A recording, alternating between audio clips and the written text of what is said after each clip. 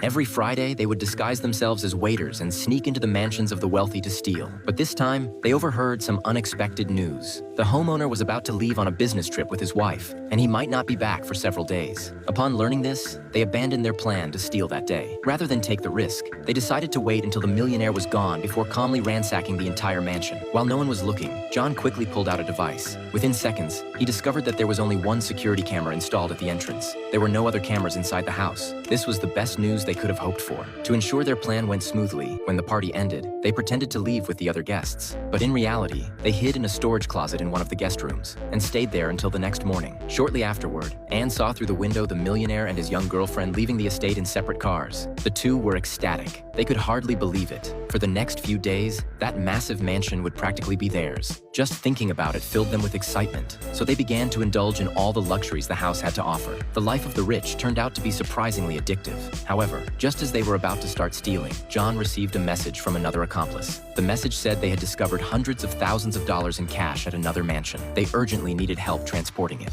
Upon hearing this, John hurriedly said goodbye to Danny. He promised to return as soon as he had cleared out that house. After he left, Anne lay down on the millionaire's bed, ready to experience what it felt like to sleep on a luxurious mattress. But just then, the headlights of a car suddenly came on. Something told her that something was wrong. Anne jumped up. Seeing that the homeowner had returned early, she quickly smoothed out the sheets. Then she hid in a secluded corner. Shortly afterward, the homeowner walked into the room, but he wasn't with his girlfriend. Instead, he was with a business partner. Anne hid behind the sofa, shaking with fear. She held her breath, striving not to make a single sound. However, she never imagined that what she was about to witness would draw her into an even bigger conspiracy. The millionaire poured the man a glass of red wine. When the man took a sip, his expression changed instantly.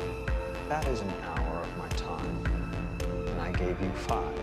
The man stammered, trying to explain, but he soon found his vision blurring and his limbs gradually losing control. Finally, he collapsed onto the sofa. Although he was conscious, he couldn't move. At that moment, the millionaire removed a thin strip stuck to the rim of the glass. It was a new type of paralysis device. It took effect upon contact with the skin. After dragging the man into the elevator, Anne took the opportunity to escape, but she accidentally knocked over the glass of wine. She first tried to call Simon, but no one answered, so she dialed 911. Just then, the millionaire returned to the living room. He saw red wine spilled all over the floor. Realizing something was wrong, he immediately pulled out his phone and blocked all exits from the mansion. Furthermore, he jammed all communication signals. Meanwhile, Anne, completely unaware, was still trying to call emergency services, but she couldn't get through. Panicked, she grabbed her handbag just as she was about to flee. Who are you? You have illegally entered my home. The entire house is on lockdown. There is